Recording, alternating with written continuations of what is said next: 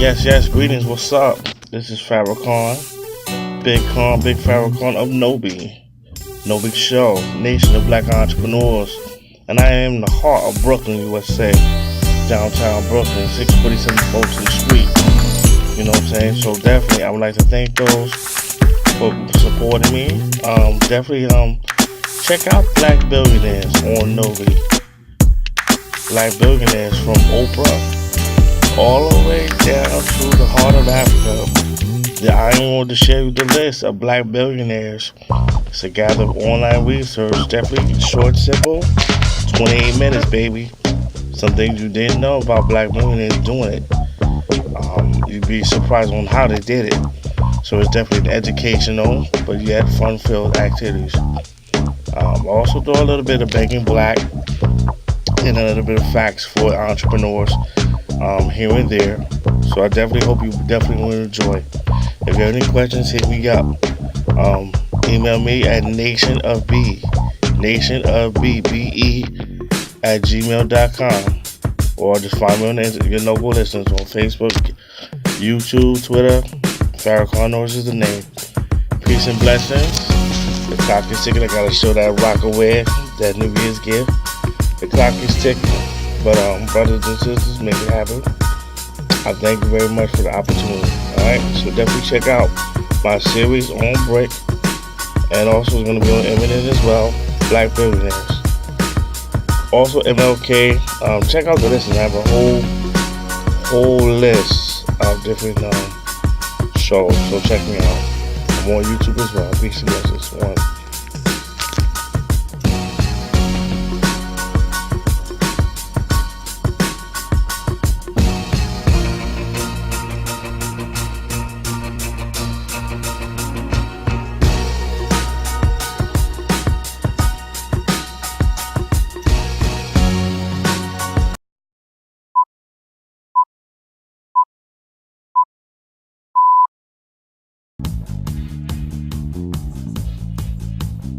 She's one of Nigeria's most successful businesswomen, accomplished in many fields.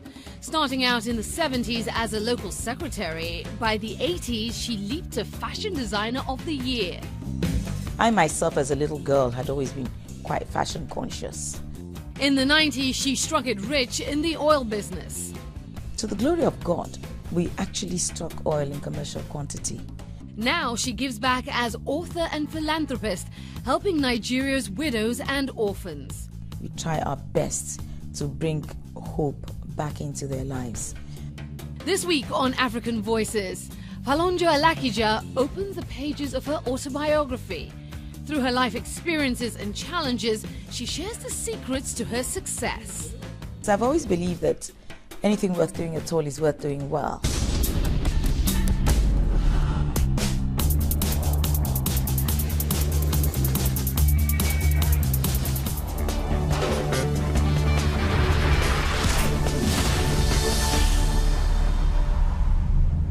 Foloronsho Alakija is a Nigerian billionaire. She travels frequently back and forth from her home in Lagos, Nigeria, to her homes in London. She's with her publishers in her apartment block in Knightsbridge, an exclusive and upscale district in central London. They're looking over her latest book. I am a very proud Nigerian.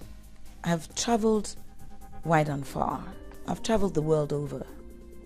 I've been traveling since the age of 7. Now in her 60s, Foloronsho Alakija is one of Nigeria's influential women. She recently finished an autobiography called Growing with the Hand That Gives the Rose. Inside, she shares stories of her beginnings in the corporate world. I started off as a secretary because that was the career path that my father made me get into. It wasn't my choice. So I started off in a bank as a secretary to the managing director. I was very comfortable doing what I was doing. I had a good eye for the stationery and creating the logo of the bank. Alakija says her creativity helped her move along the corporate ladder quickly. From executive secretary, she became the first head of corporate affairs at IMB, Nigeria's international merchant bank.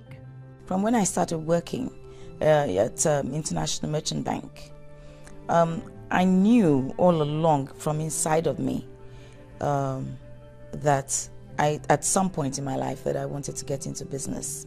2 years later, she moved into a financial position in the Treasury Department. It wasn't long after she started thinking about creating her own business. Treasury Department, and I saw that more of a business-related sector of the bank, where I could trade with the bank's money and make money for the bank.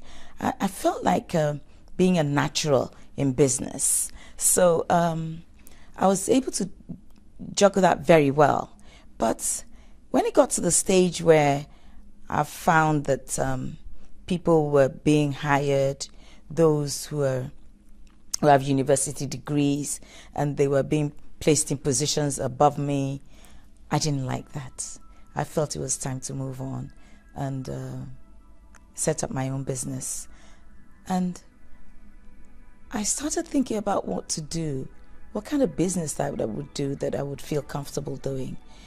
And it was the time when Nigerians were beginning to look inwards, and fashion was beginning to pick up in Nigeria, and people were being very proud of wearing African fashion, Nigerian fashion, Nigerian clothing.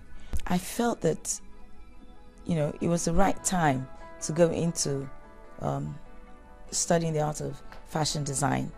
So that was when I decided that it was time to move and to actually go and learn fashion design, because I've always believed that anything worth doing at all is worth doing well. I felt that I shouldn't just hire staff and get them to get on with it.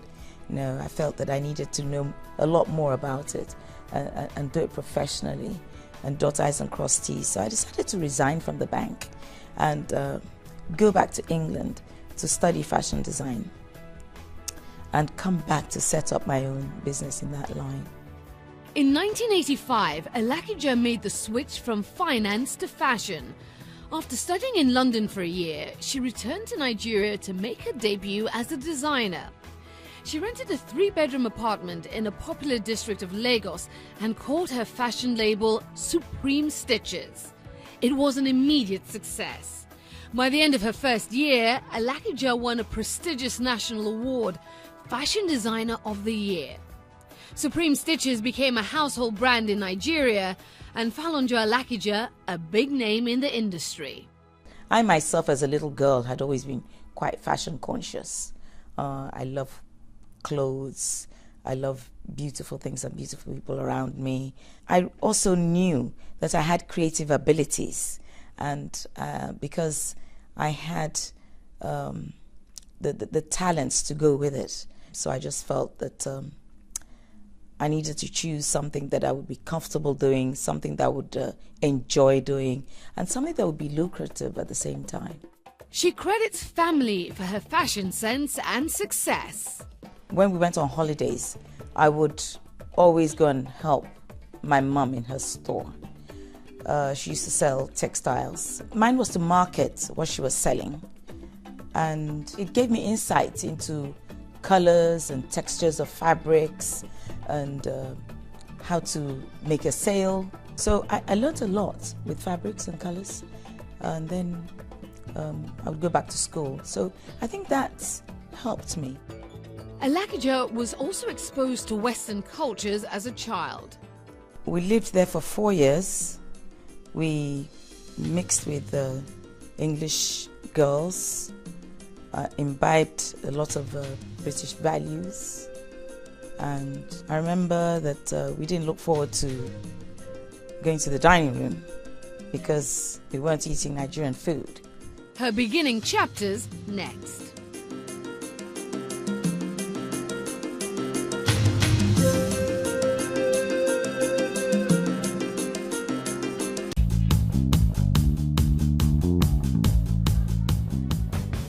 The status of women in Africa today is still a major concern. Many experience inequalities in their social, political, economic, and cultural lives. In Nigeria, widowed women can face untold hardships as a result of traditional customs. Apart from mourning their dead husbands, some are considered unclean and impure. If a widow has no male adult children, she can lose everything. The husband's family inherits his property. And in some cases, in-laws do not provide the widow with economic support, especially if she does not accept becoming an additional wife to one of her husband's brothers. Foloronsho Alakija is working hard to change these stigmas women are subjected to in Nigeria. At the age of 40, she became a religious person and found passion in caring for the underprivileged. She soon established the Rose of Sharon Foundation.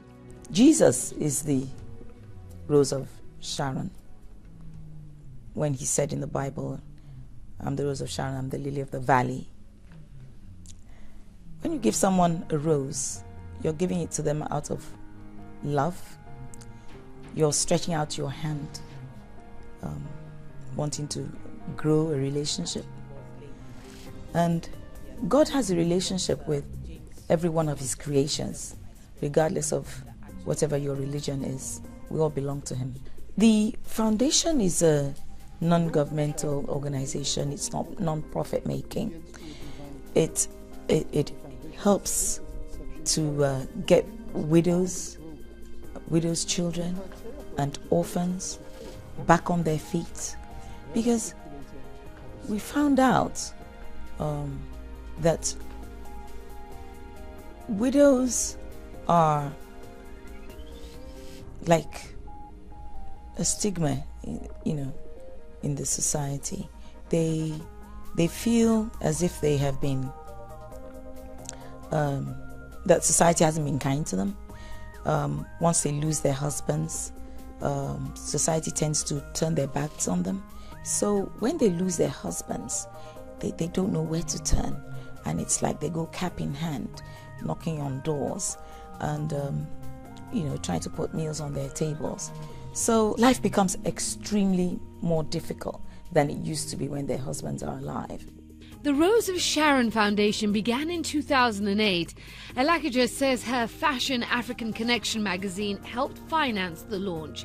A full-color 208-page magazine, the first of its kind in Nigeria.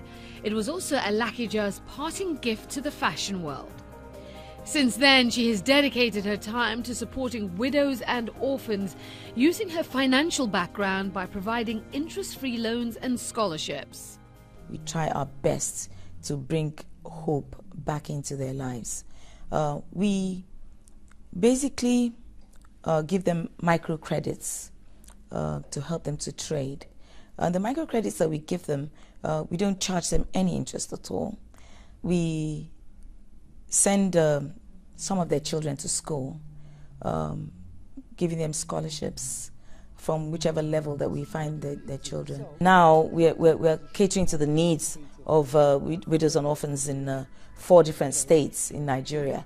We intend to go nationwide. A lot of them like to trade in selling provisions because they find that easier, because those provisions, milk and sugar and stuff like that, don't go bad.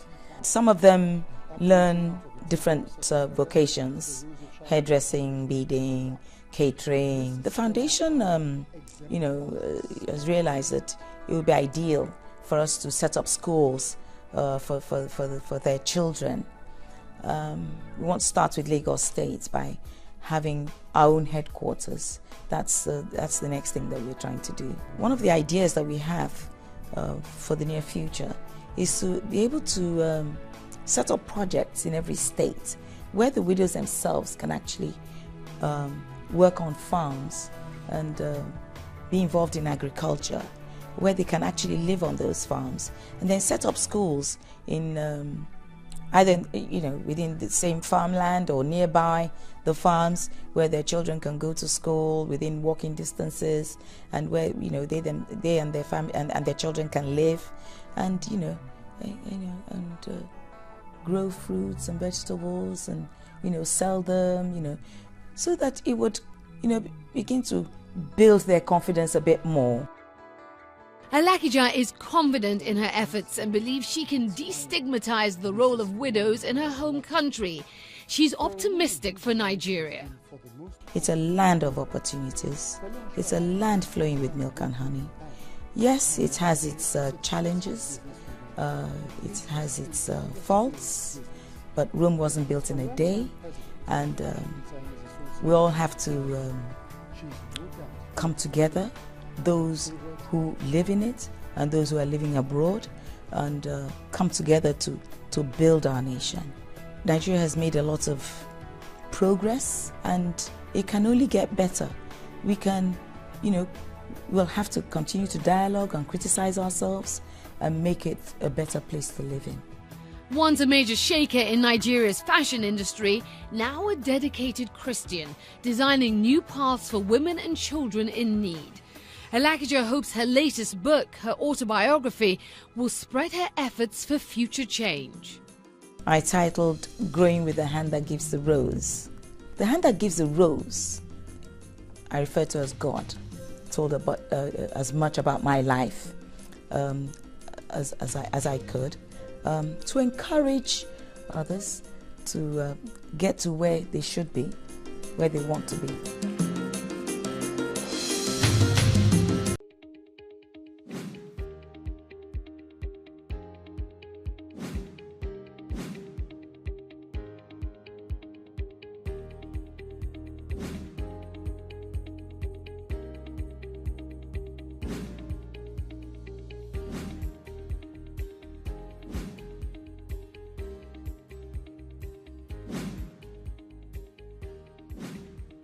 It's better to try to always ask God first rather than asking friends.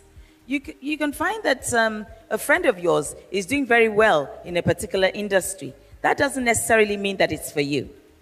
God has something in store for each and every one of us. Our destinies are different. So you have to find out where He's leading you, where He wants you to be. God has a plan for each and every one of us. So we have to find out where we're supposed to key into in His will for our lives. Always take every major step to the Lord in prayer before I do it. And He does talk to me in my dream. It's only God who could have brought an executive secretary into the business, the serious business of oil exploration and production. It's only God who could have brought me from a Muslim background, a Muslim family, to become a born-again Christian.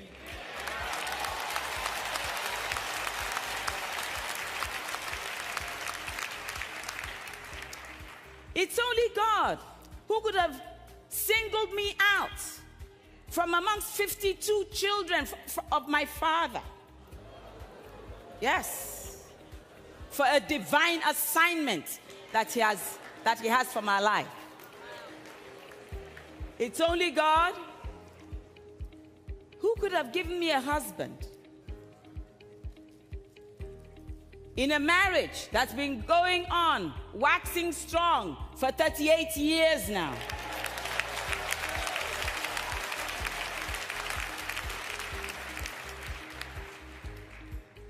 It's only God who could have given us grace to raise 4 sons and 2 grandchildren who are awesome. It's only God who could have blessed me first before calling me into ministry.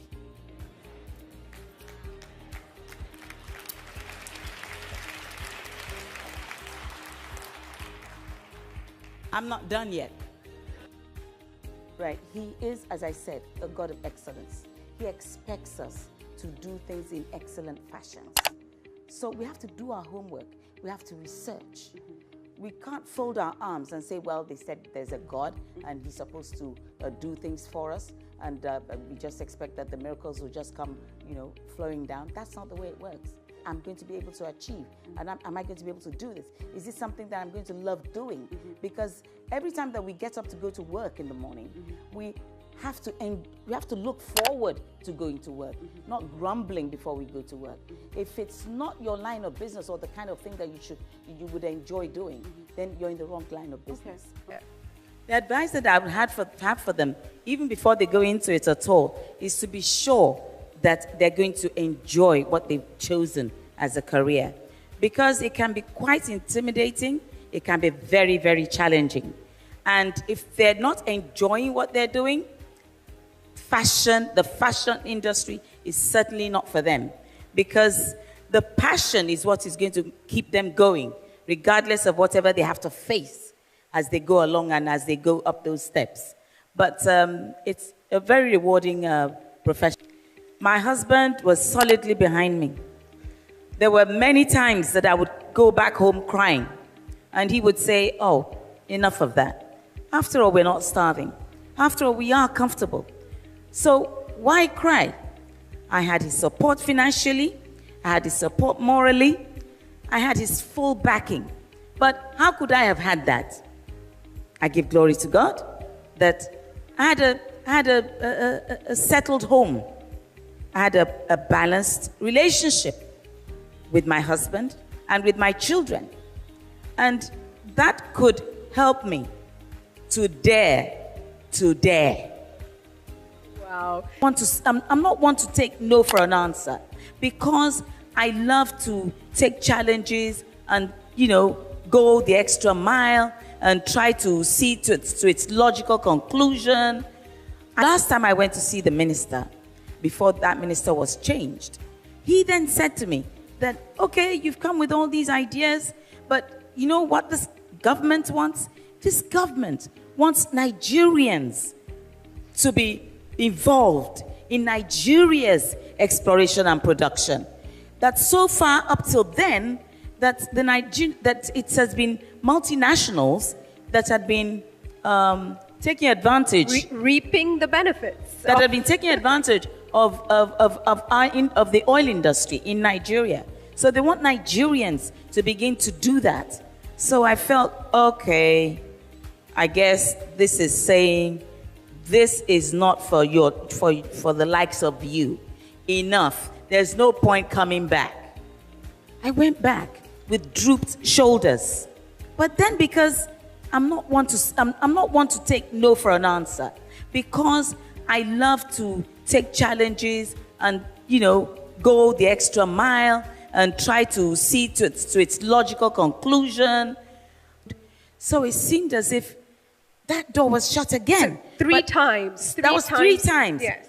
I didn't give up. I knew that this is a door that I should find a way to get something out of it. And it seemed as if that door was shut. But someone else would have given up, because that was what she was told to go and do, and there was nothing coming out of it. They would have walked away. I chose not to walk away. I chose to go back. I can call it an opportunity that I took and didn't just walk over or didn't ignore. A friend had contacted me and said that some associates of hers wanted to buy crude oil, and she was wondering whether I might be able to be of help to get them to be able to purchase the crude oil.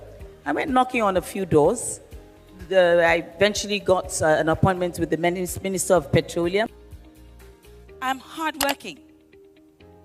I'm very, very hardworking, extremely hardworking. In fact, I'd be sick if I don't work. And if I married a husband who didn't allow me to work, we would have been divorced long ago. That's the truth. Seriously. You create lucky by going the extra mile, especially women. It's easy for the men to just do something effortlessly and, they get recognition for it. But for women to be able to get recognized, you have to put in triple effort into what the men are putting in. It's only then that you get noticed. just because there are so many odds against women, just because the world believes that the woman is supposed to be in the kitchen. I'm a perfectionist. I'm creative and I'm innovative. Homework and your research, ask questions, talk to people who have been in that kind of business And before and who are still in it and who have succeeded in it. Go and, tap their brains. Okay. Talk to them. Get some, learning curves from them. Yes. I mean, maybe they were the first few that were in that line of business, maybe in that country. So they've gone through several challenges and they've learned a few things going down that road. Yes. So you can cut off some of that by asking them and talking to them. And I believe that, they're always willing to give tips. I'm inquisitive. I've always had an inquisitive mind ever since I've known myself.